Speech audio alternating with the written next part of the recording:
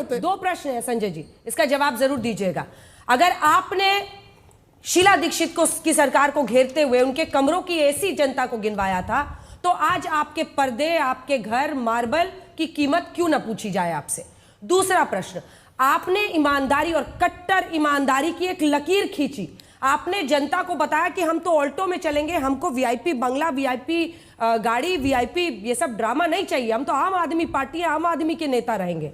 और फिर आप गिनवाते हैं बार बार कि पीएम का इतना खर्च हुआ, सेंट्रल विस्टा में इतना खर्च हुआ। तो लकीर तो आपने अपनी खुद ही खींची थी ना। और 1000 रुपया आपने पंजाब में नहीं दिया है, यहां आप कैसे कह रहे हैं कि 2100 दे देंगे? क्योंकि आप अभी मौलवियों को भी उनका वेतन नहीं दे रहे। दो प्रश्न है। देखिए, पहली बात तो राजनीति में दोहरा मापदंड नहीं होना चाहिए। आपको हमारा सब कुछ जानने का हक है, आप कह रहे हैं, आप जानिए ना, कहां मना कर रहे हैं, आप जानिए जितना जो कुछ जानने का हक है।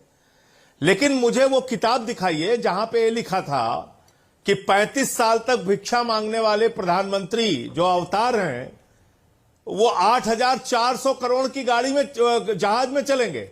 12-12 करोड़ के 6 गाड़ियों का काफिला उनके साथ चलेगा। कहा उन्होंने कहा था कि हम दिन भर में 3 सूट बदलेंगे, फैशन डिजाइनर की तरीके से फैशन डिजाइनरों को फेल करके 10-10 लाख का सूट पहन के घूमेंगे, लाखों की घड़ी लगाएंगे, लाखों की पेन इस्तेमाल करेंगे। तो जब आप समीक्षा कर, राजनीति में वो भी है, राजनीति में केजरीवाल भी है, तो केजरीवाल के बारे में चर्चा होनी चाहिए, मोदी जी के बारे में नहीं होनी चाहिए। ये दोहरा मापदंड क्यों है? दूसरी बात, अभी सुधांशु जी ने कहा पानी आ गया, फ्लड आ गया, ये हो गया, जमुना का हो गया, जमुना के लिए क्या क्या वादे किए गए थे। मान्यवर सुधांशु जी, मैं आपको याद दिलाना चाहूंगा, हम लोग गए थे गुजरात में चुनाव लड़ने के लिए, जहां 27 वर्षों से आपकी सरकार है। तो प्रधानमंत्री को आर्टिफिशियल स्कूल यानी कि एक कृत्रिम स्कूल तैयार करना पड़ा था अपनी फोटो खिंचवाने के लिए। एक सरकारी स्कूल गुजरात में नहीं था जहां पे प्रधानमंत्री जाके एक दावा कर सके कि हां, ये सरकारी स्कूल बहुत बेहतरीन है, गुजरात में हमने बनाया, देखो।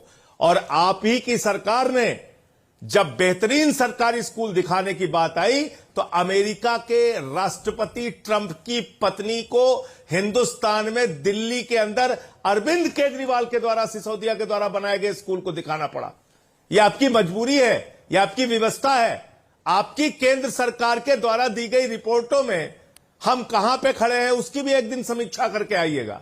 इसलिए सिर्फ आरोप लगाना बहुत आसान है। जमुना की सफाई नहीं हुई, हमने माना कि जमुना की सफाई नहीं हुई, लेकिन इतना राजनीतिक साहस आदरणीय नरेंद्र मोदी जी के अंदर होना चाहिए।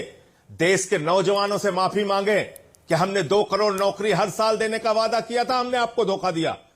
देश के किसानों से माफी मांगे कि हमने कहा था आपके फसल का दाम 2 गुना हो जाएगा, हमने 750 किसानों की शहादत ली, हमने सड़कों पर कीले बिछवाई। हमने कहा था महंगाई कम होगी, पेट्रोल 50 रुपए का हो जाएगा, डीजल 40 रुपए का हो जाएगा, हमने महंगाई कम नहीं किया। गैस का सिलेंडर 400 का 1200 का हो गया।